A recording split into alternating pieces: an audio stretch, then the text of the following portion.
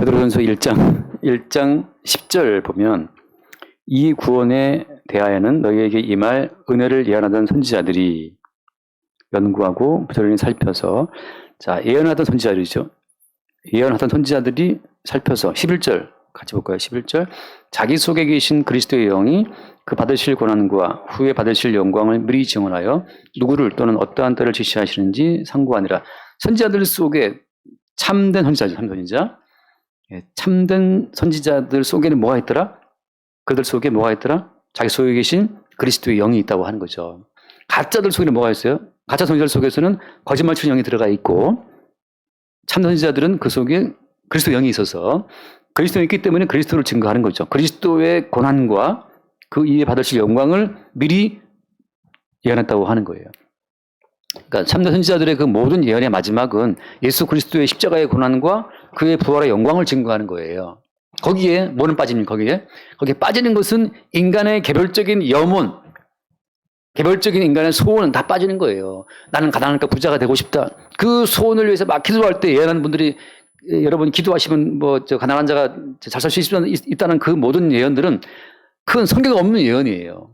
기도하면 주께서 가난한 자를 부하게 해주시겠다? 그건 성경에 없는 예언이라는 거죠. 모든 예언이라고 하는 것은 십자가에 죽으신 예수 그리스도의 고난과 그의 이후의 부활의 영광이 있는 거지 인간의 개별적인 삶 자체는 하나님 보시기에 의미가 없어요. 모든 인간의 삶은 십자가에 죽고 부활하신 예수를 증거하기 위한 하나의 과정으로 허락하신 거라는 거예요. 제가 늘 말씀드리지만 그렇기 때문에 요셉은 팔려갔다가 총리가 되는 거고 어떤 형제들은 또 이름 없이 빚도 없이 사라져버렸어요. 또 별 의미도 없어요. 베드로는 3번 부인했지만 여전히 또 계속 복음을 증거했고 야고보 사도는 한 칼에 목이 날아갔고 말이죠. 그러니까 하나님께서 각자에게 당신 십자가에 죽으신 예수 그리스도와 부활의 영광을 증거하기 위해서 모든 성도 삶을 통치하시는 거지. 주님 나는 가난하니까 돈 주십시오. 그 자체가 주님 보시기에는 의미가 없는 거예요. 가난한 과부는 2렙돈을 넣었다. 왜 그 가난한 과부는 2렙돈의 생활비 전부였을까? 그 몇천 원 가지고 어떻게 하루를 살았을까? 그러는데 주께서 그걸 가난하게 하신 거죠. 왜 강도는 강도가 되었을까? 주께서 강도가 되게 하신 거예요. 뭐 때문에? 십자가에 죽으신 예수를 증거하기 위한 목적으로 그렇게 강도가 되게 하신 거예요. 그렇게 애썼는데 불구하고 자꾸 사업의 실패에 망해 결국은 강도가 됐어요. 주님이 하신 거죠. 나중에 알았죠. 주님, 내가 이렇게 실패하고 또 실패해서 강도가 된 것은 그리스도 예수의 십자가의 고난을 증거하기 위한 그 목적으로 이렇게 내 인생을 끌고 오신 것이었군요를 보게 될 때 그런 지금 참된 예언의 결과물인 거예요. 참된 예언의 결과물.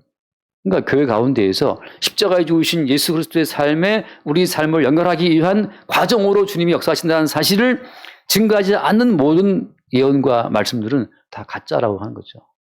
우리에게 헛된 희망을 심어주고 이 세상에서 형성된 가치관에 근거한 꿈을 심어주는 것은 다 엉터리라는 거예요. 자본주의 사회에서 모든 인간의 꿈은 뭐겠습니까? 돈 많이 벌어 잘 사는 거지. 앞에 잠깐 서 있었는데 교회 앞으로 차가 죽지는 않았는데 까만 차들이 몇 대가 죽지는 하더라고. 근데 차가 빛이 나는데 딱 보기 좋아 보여요. 차가. 누가 봐도 좋아 보이니까 그걸 왜 기도한다? 그냥 세상에서 만들어진 꿈에 우리를 열광시키는 것 자체가 그게 가짜 예언자들이 하는 예언이에요. 삶의 모습은 다양하지만 가난하든 부하든 과부든 자녀가 수없이 많든 부모든 간에 그 모든 삶의 형태는 다 주님이 인도하시는 결과 어디로?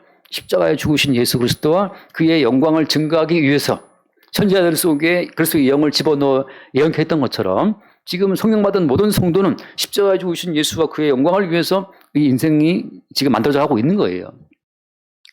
그거 이외에 아까 말하면 예언이라는 것은 예언 자체는 앞으로 이렇게 될 것이다가 예언이 아니에요. 예언이라고 하는 것은 이미 계시의 세계에서 확정된 완성된 미래가 그냥 우리 가운데 덮쳐오는 그것이 예언이에요. 바꿔 말하면 예언은 될 것이다가 아니고 이미 되었다예요. 야곱은 사랑했다. 에서는 미워했다. 다 과거형이죠. 과거형. 성경을 연구하는 분들이 처음 놀라는 것이 왜 다 과거형이냐. 이미 창세전에 내가 너희를 알았고 불렀고 거룩하게 했고 의롭다 했고 영화롭게 했다. 난 지금 이렇게 더러운데? 영화롭게 했다? 그 완료된 그 어떤 과거 자체가 납득이 안 가는 거죠. 우리는 아직도 현재 살고 있고 미래가 있다고 생각하니까. 근데 예언이라는 것은 뭐냐? 확정된 미래가 현실에 덮쳐오는 그것이 예언이에요. 지금 우리가 알고 있는 이 어떤 과거, 현재, 미래라고 하는 갇힌 시간 속에 우리가 상상하는 이 모든 것은 사실은 바깥에 뭐가 싸고 있는 겁니까? 과거, 현재, 미래라는 이 시간 바깥에 뭐가 있어요? 확정된 계시가 있어요. 확정된 계시의 확실함을 보여주기 위해서 우리 가운데 과거, 현재, 미래라고 하는 시간대가 있는 거죠. 제가 늘 들은 예처럼 여기 지금 지하가 있지만 여기 위에 지금 또 지상 건물이 있잖아요. 그죠? 그러니까 우리가 지하실에서 여기 있든 중간에 있든 저 뒤에 있든 간에 여전히 우리는 위에서 볼 때는 1층 아래에 있는 거란 말이죠. 1층 아래에. 과거, 현재, 미래? 이것은 어때요? 확정된 계시의 세계 속에 있는 거예요, 그냥.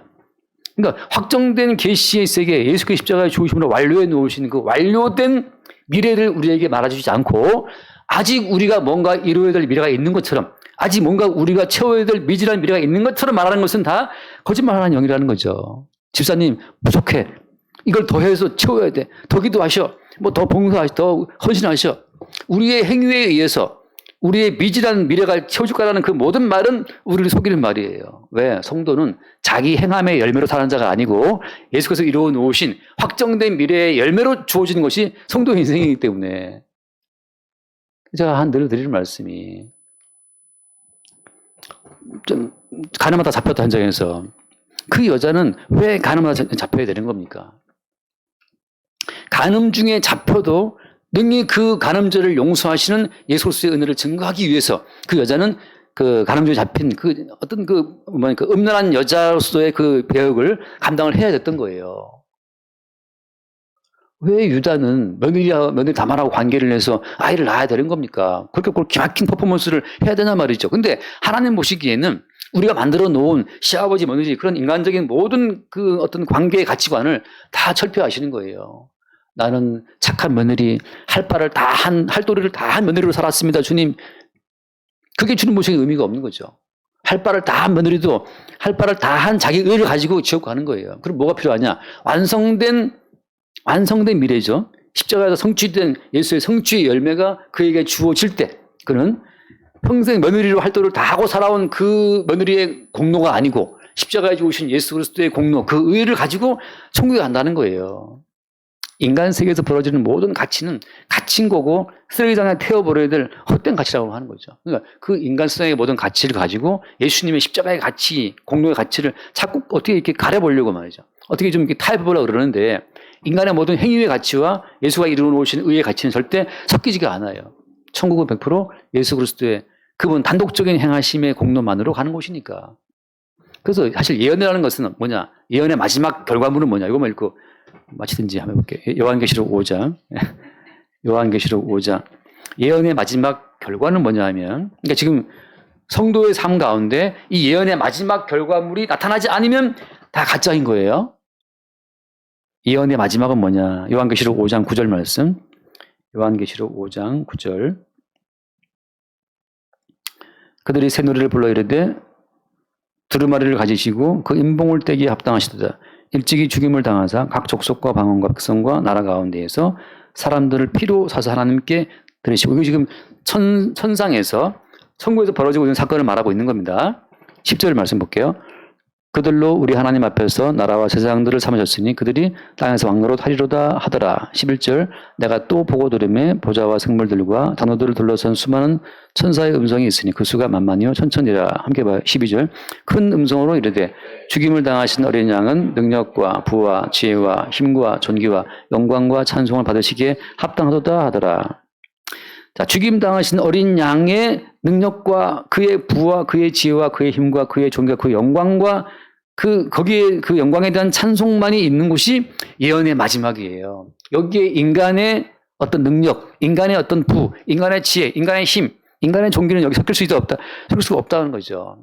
그러니까 모든 예언, 이 말씀은 여호와가 주신 말씀입니다라고 말할 때 그 모든 말씀의 결론이 죽임을 당하신 어린 양께 모든 능력과 부와 힘과 존귀 영광이 다 돌아가지 않는다면 그 예언은 어때요? 거짓 예언이라는 거죠. 우리가 이렇게 헌신하면 주님 기뻐하십니다. 아니, 하나님이 기뻐하시는 헌신은 예수님의 십자가 헌신밖에 없어요. 어떤 집사가 무슨 헌신을 해도 그게 주님 보시 기쁨이 되지 않습니다. 단지 그의 주가 되신 그리스도가 그를 강권함으로 말미암아 들어지는 그 헌신에 그리스도의 헌신에 우리가 이용당할 뿐이죠. 내가 따로 무슨 헌신을 해서 주께 마일리지를 더 받고 평가를 받고 기뻐하심을 있고 그건 없어요. 성도는 그 삶 자체가 십자가에 죽으신 예수 그리스도의 공로로 만들어진 결실이기 때문에 내 옆에 누워있는 그 아내가 십자가에 죽으신 예수 은총으로 옆에 누워있다는 사실을 모르면 예언의 결과물로서의 성도가 아니라는 거죠. 어떤 분이 말하기를 너 키 157, 남자인데 키가 157cm가 그래서 뭐 되게 낙심하고 있을 때 네가 어릴 때 전두에 걸려서 뭐 소아비에 걸려서 그렇게 네가 병신되어도 그럴 가능성이 있었는데 불구하고 네가 어떻게 지금까지 이렇게 멀쩡하게 살아있냐 말이죠. 교통사고 나서 죽을 확률 어떻게 멀쩡히 살아있었느냐 말이죠. 수없이 많은 사건 사고에 휘말려 가지고서 감옥 갈 확률 그 수없이 많은 그 위험을 뚫고 멀쩡히 살아있던 자체가 이것이 사실 너는 기막힌 행운하다 이렇게 막 떠드는 분을 봤는데 그 말도 맞죠. 우리는 생각하죠. 왜 이렇게 멀쩡히 살아있냐 말이죠. 아까 말한 것처럼 평범한 거. 육체로 오신 예수로 말미암아 그 희생을 말미암아서 지금 우리가 건강하게 있는 거예요.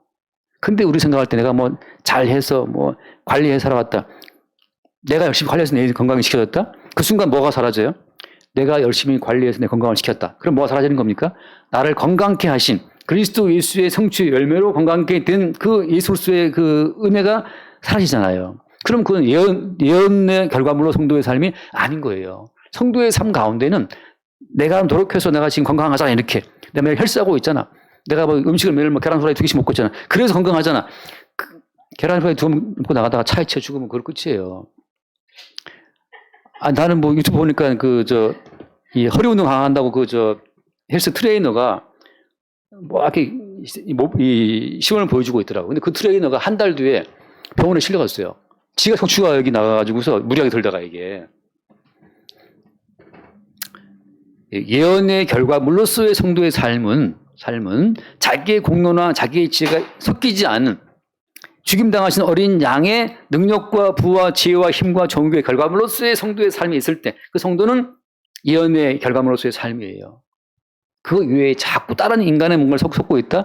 그것은 확정된 예언에서 벗어나는 가짜 예언들이죠. 인간의 공로와 인간의 가치를 챙겨주는 그럼으로써 그 인간에게 아부함으로써 그 인간이 뭔가 이렇게 하기를 바라는 그 뒤에 말씀 13절 말씀 13절 내가 또 들으니 하늘 위에와 땅 위에와 땅 아래와 바다 위에와 또 그 가운데 모든 피조물이 이르되 보좌에 앉으신 이와 어린 양에게 찬송과 존귀와 영광과 권능을 세토록 돌릴지어다. 자, 보좌에 앉으신 이와 어린 양에게 모든 찬송과 존귀와 영광 권능이 돌아가는 그곳이 예언의 마지막 종착점이고 그게 천국이라고 하는 거죠. 거기에 뭐가 있습니까? 십자가에 죽으신 예수 그리스도의 희생밖에 없어요. 그 아들 예수를 십자가에 죽도록 내주신 하나님 아버지의 아픔밖에 없는 거고. 그러니까 오늘 내가 수없이 많은 사건 사고 가운데서 멀쩡히 살아있다. 예배를 하고 뭐 찬송을 보고 뭐 드라마를 본다. 드라마 볼 때 주님께서 얼마나 수없이 많은 사건 속에 나를 무사히 시켜서 내가 지금 드라마를 보고 있는가. 그 순간 드라마를 보면서 이 사람은 지금 예언의 어떤 결과물로서 지금 드라마를 보고 있는 거예요. 그 자체가 어때? 주님께 영광, 그 자체가 천상에서 노래했던 이 계시록의 사건이 세상에서 벌어지고 있는 겁니다. 어떻게 하면서 TV 드라마 왔다고 보고 있으면서. 야, 내가 어떻게 이 수없이 많은. 나는 목사님은 20살에 중도 실명되어 있잖아요. 눈이 안 보였어요. 자고 일어나는데 안 보여요. 세브란스 병원 안과 가서 고친다고 장담하고 수술 몇 받았는데 안 보였어요. 마지막까지. 근데 뭘 했는가? 한 게 아무것도 그냥 눈이 안 보이는 거지. 20살에. 그 수없이 많은 사건, 사고를 뚫고 지금 내가 이 눈동자로 내가 지금 TV를 보고 있다? 야, 이게 정말 죽임당하신 어린양의 큰 은혜로 내가 지금 TV를 보고 있구나 하고 TV를 보고 있다면 그 순간 TV 보는 그 현장이 예배의 순간이라고요. 근데 예배 나왔어. 지금 저 예배 나왔습니다. 제가 참 예배 나오는 자기 공로를 챙기면서 예배를 찬송도 막 크게 부르고 말이죠. 그 순간 자기의 어떤 공로와 자기의 정성과 열심을 드림으로 하나님께 뭔가를 드릴 수 있다고 생각하면 큰 예배의 자리에 있지만 사실은 뭡니까? 예배가 아니고 거짓 선지자들의 예언에 휘말린 결과물이 거기 앉아 있는 거예요. 껍데기는 예배하는 껍데기인데 속에는 지금 자기 의만 꽉 차 있어. 내가 일일이 2번 금식하고 그래 나 또 무슨 또 금요 기도에도 나오고 말이죠.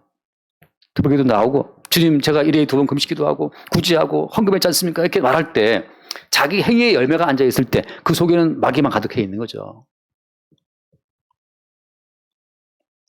밥 한 그릇을 먹어도, TV 드라마를 보고 영화를 한 편 봐도, 야, 이게 어쩐, 웬 은혜냐 말이죠.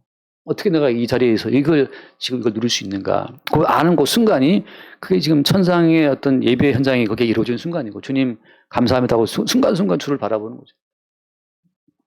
돌아와서 마치겠습니다. 또 시간이. 그래서, 예를 들어서, 거기 오늘 에스겔서 13장 그 6절 말씀에 여호와께서 말씀하셨다고 하는 자들이, 여호와의 말씀이라고 말씀을 증거하는 자들이 뭘 말합니까? 허탄한 것을 이야기하고 거짓된 점괘를 보고 사람들한테 그 말이 확실히 이루어질 것이다 하고 그걸 바라게 한다. 자꾸 희망하게 만드는 거예요. 그들은 여호와가 보는 자가 아니다 말이죠. 성도의 마음속에는 다른 바람이 있을 수가 없어요. 왜냐하면 지금 그 삶 그 자체가 십자가에 죽으신 예수 그리스도, 예언의 종착점에서 모든 걸 완성하신 예수 그리스도의 열매로 지금 그 현장에 있기 때문에 더 이상 바라는 것 자체가 죄가 돼요.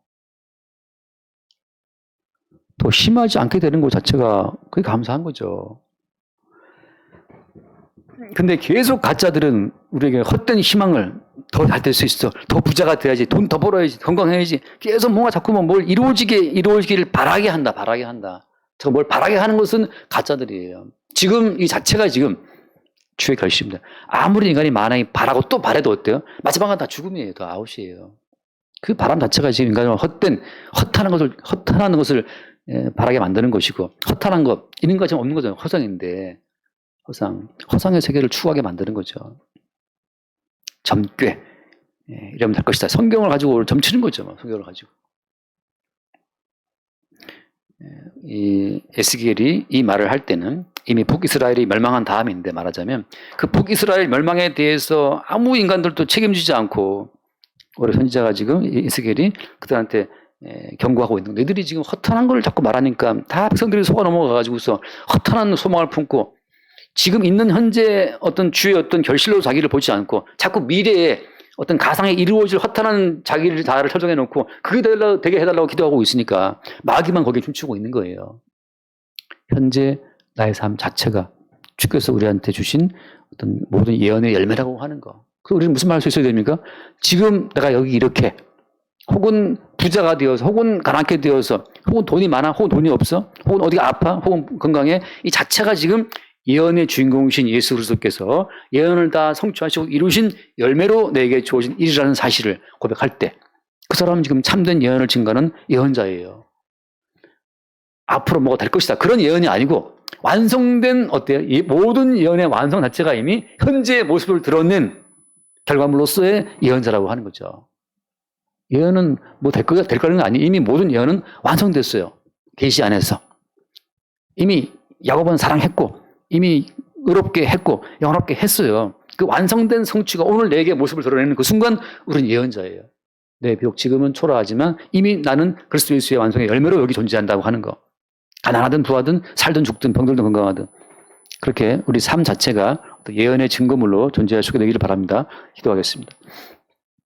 하나님 아버지, 이 세상에서 형성된 헛된 가치관의 호소에서 우리들의 마음속에 헛된 미래를 바라보게 만들고 헛된 미래의 꿈이 이루어지도록 바라게 하는 거짓 선지자들의 그 모든 말에 우리가 속지 않게 하시고 분별하게 하시고 이미 십자가에 죽고 부활하신 예수 그리스도께서 모든 예언을 완성하시고 완성된 예언 성취의 열매로서 우리 인생을 살게 하신다는 사실을 매 순간 바라볼 수 있도록 축복하여 주옵소서. 우리 주 예수 이름으로 기도드리옵나이다. 아멘.